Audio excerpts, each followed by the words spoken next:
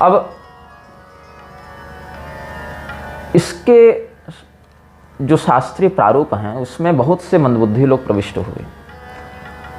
एक व्यक्ति जो अंग्रेजों का एजेंट था, शास्त्रबोध जिसे नहीं था, जिसके अनुयायी उसे महर्षि बताते हैं, थियोसोफिकल सोसाइटी के साथ षड्यंत्र करके जिसने आर्य समाज की स्थापना की और जॉन मूर की पुस्तक की नकल करते हुए अंग्रेजों की कुतर्कों का जो अनुनय करते हुए, उनका अनुकरण करते हुए सत्यार्थ प्रकाश नामक एक बकवास छाप देता है, जिसके अनुयायी उसे महर्षि बताते हैं। दयानंद को अंग्रेजों ने इसीलिए खड़ा किया था ताकि वो व्यक्ति वर्णाश्रम व्यवस्था के मौलिक सिद्धांत पर आघात कर सके। दयानंद कोई बहुत विद्वान व्यक्ति नहीं था। अतिशयोक्ति की बात करें तो जगदीश्वरानंद ने तो दयानंद की जो जीवनी लिखी है, आर्य समाज से जो प्रकाशित है, उसमें तो दयानंद को सीधे भगवान ही बता दिया गया है। दयानंद आकाश में उड़ता था, दयानंद शंकराचार्य का अवतार था, दयानंद गुरु नानक देव का अवतार था, दयानंद कबीरदास का अवतार था, दयानंद ये था, दयानंद वो था, दयानंद सीधे परमात्मा था। ऐसा ही उद्घोष कर दिया है जगदीश्वरानंद ने। तो जैसा गुरु वैसा चेला।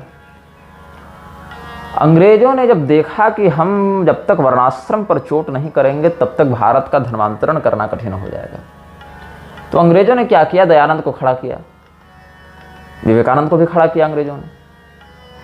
अंग्रेज चाहते थे कि भारत एक ऐसे समाज में परिवर्तित हो जाए जहां व्यक्ति मनमौजी को ही धर्म मान ले, क्योंकि मर्यादाएं जब तक वो रहेंगी तब तक व्यक्ति बाहर जाएगा नहीं। जब तक घर में खिड़की दरवाजे रहेंगे तब तक हमला हो नहीं सकता। तो खिड़की दरवाजों को बंधन का प्रतीक बता दो, खिड़की दरवाजों को शोषण का प्रतीक बता दो, खिड़की दरवाजों को ऐसा प्रतीक बता दो कि तुम बंधे हुए हो, तुम कैद हो, तुम गुलाम हो। और जब व्यक्ति एक बार अपने दरवाजों को स्वयं तोड़कर बाहर फेंक दे तो असुरक्षित हो गया। दयानंद ने यही काम किया। दयानंद ने सनातनी मर्यादाओं का विध्वंस किया। भगवान आदि शंकराचार्य जी के द्वारा प्रवर्धित दशनामी संन्यास परंपरा में से एक उपाधि सरस्वती को पकड़कर उसने अपनी ब्रांडिंग की और शास्त्रीय वर्णाश्रम का तिरस्कार किया। जब दयानंद बच्चा था तो उसका यज्ञोपवीत हुआ था कि नहीं हुआ था? यदि दयानंद का यज्ञोपवीत हो गया था तो कितने वर्ष में हुआ था? और जब उतने वर्ष में उसका यज्ञोपवीत हुआ था तो क्या वो ब्रह्मज्ञानी हो चुका था? यदि यज्ञोपवीत से पहले ही ब्रह्मज्ञानी हो गया था तो यज्ञोपवीत की आवश्यकता क्यों थी? यावान अर्थ उदपाने सर्वतः संप्लुतोदके तावान सर्वेषु वेदेषु ब्राह्मणस्य विजानतः। इन बातों के आधार पर यज्ञोपवीत आदि की भी आवश्यकता उसको नहीं होती। और यदि उसका यज्ञोपवीत जिस समय हुआ उस समय ब्रह्मज्ञान की पुष्टि नहीं हुई थी तो वो ब्राह्मण कैसे हुआ? दयानंद का ब्राह्मणत्व उसके ज्ञान पर आधारित है या उसके संस्कार पर आधारित है, और उसका संस्कार उसके वर्ण जन्म पर आधारित है कि कर्म पर आधारित है? जन्मना ब्राह्मण था दयानंद कि कर्मणा ब्राह्मण था? यदि कर्मणा ब्राह्मण था तो यज्ञोपवीत के समय कि उसका कर्म क्या था, और जन्मना था तो कर्मणा का प्रतिपादन क्यों करता था? तो दयानंद सरस्वती नामक उस म्लेच्छों के एजेंट ने एक आर्य समाज नामक कंपनी बनाई, एक एनजीओ बनाया और शास्त्रीय सिद्धांतों में सबसे पहले पुराणों का विरोध किया, आगमों का विरोध किया। वेद के नाम पर वैदिक सिद्धांत का प्रतिपादन करने वाले शास्त्रों को ही अप्रमाण उसने कहा। विभेत्यल्पश्रुताद् वेदो मामयं प्रहरिष्यति। इतिहास और पुराण के ज्ञान से अनभिज्ञ व्यक्ति वेद के तात्पर्य को नहीं समझ सकते। वेद भी ऐसे कुव्याख्या करने वाले से डरते हैं कि कहीं ये हमारे सिद्धांत का विकृतिकरण न कर दे।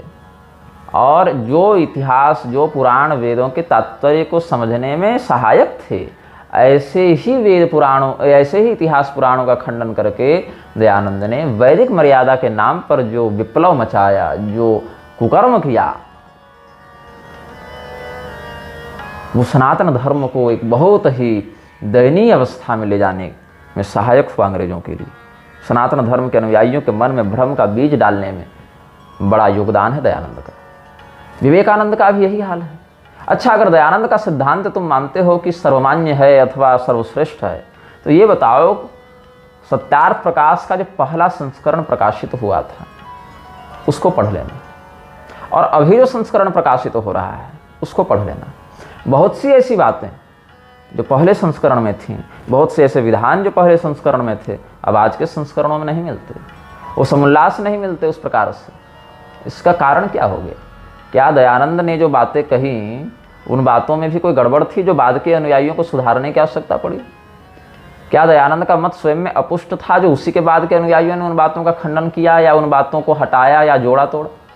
इसका तात्पर्य क्या है कि तुम्हारा लिखा जो ग्रंथ है या जो तुम्हारी पुस्तक है उसको तुम्हारा अनुयायी ही नहीं मान रहा है।